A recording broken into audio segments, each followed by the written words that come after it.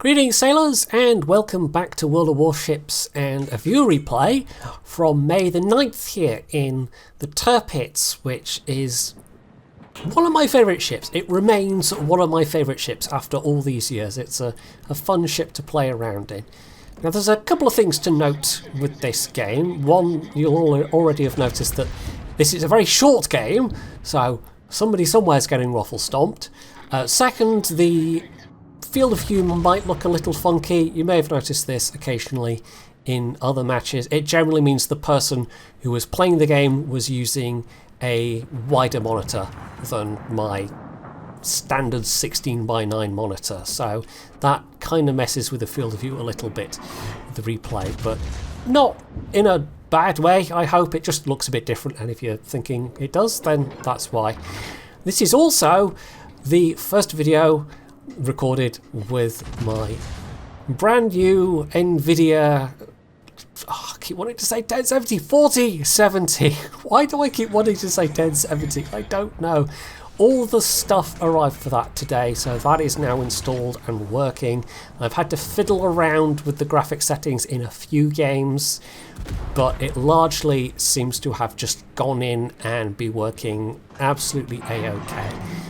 I will have a few other things to fiddle around with still, I'm sure. I mean, I haven't really played around much with whatever the render settings for this video will be. I did adjust the recording settings a bit, but I don't think that's something you guys will notice.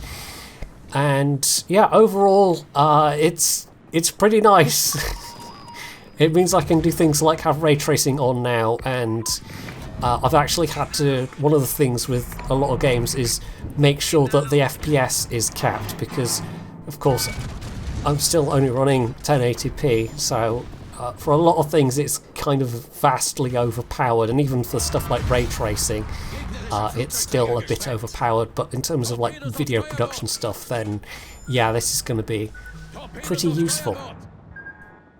The other thing I actually did get alongside my new card was some nice Noctua Quiet fans as well, which was a bit of a splurge. I didn't technically need them, but having bought them, I'm glad I did, because my PC is now significantly quieter. So that might actually come through in the recordings as well. There might be a little less background hum going on. I guess we'll see.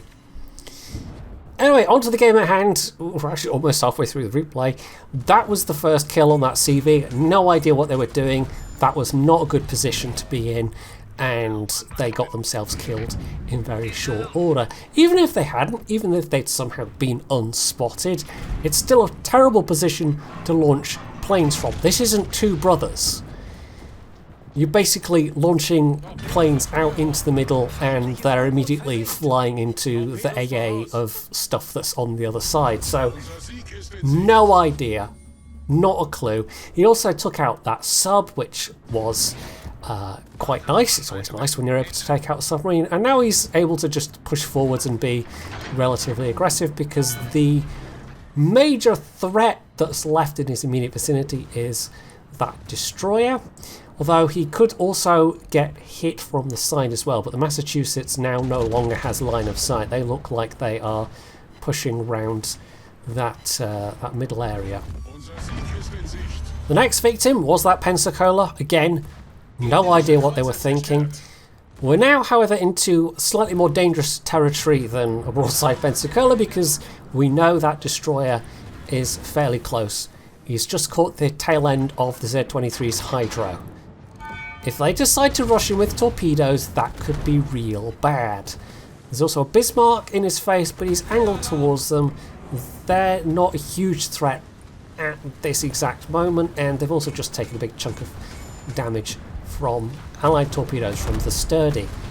The Z-23 though is absolutely 100% focused on going after that Sturdy, to the point of ignoring I don't even know what was the displacement on the Tirpitz.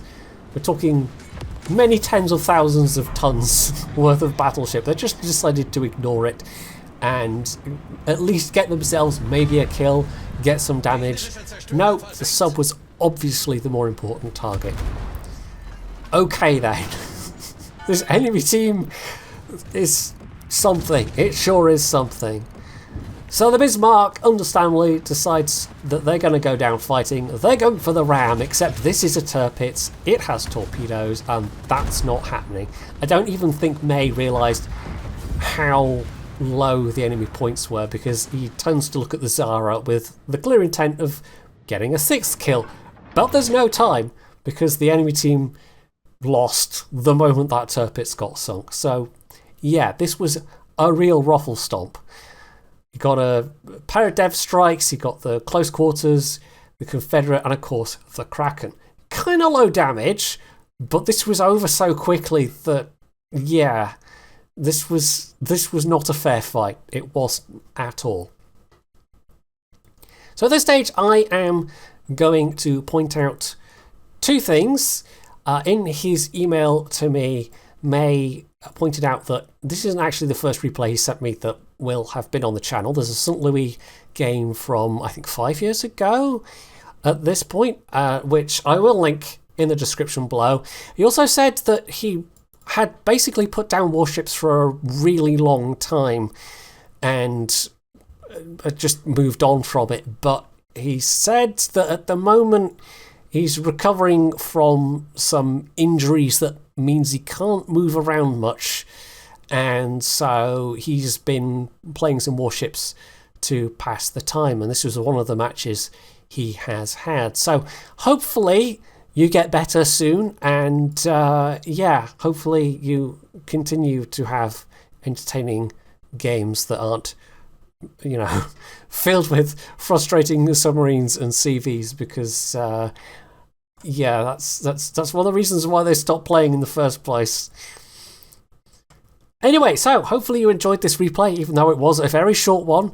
I hope to get a slightly longer video done fairly soon. And if you have enjoyed this, you can do all the usual things down underneath the video. And of course, as always, stay tuned for more.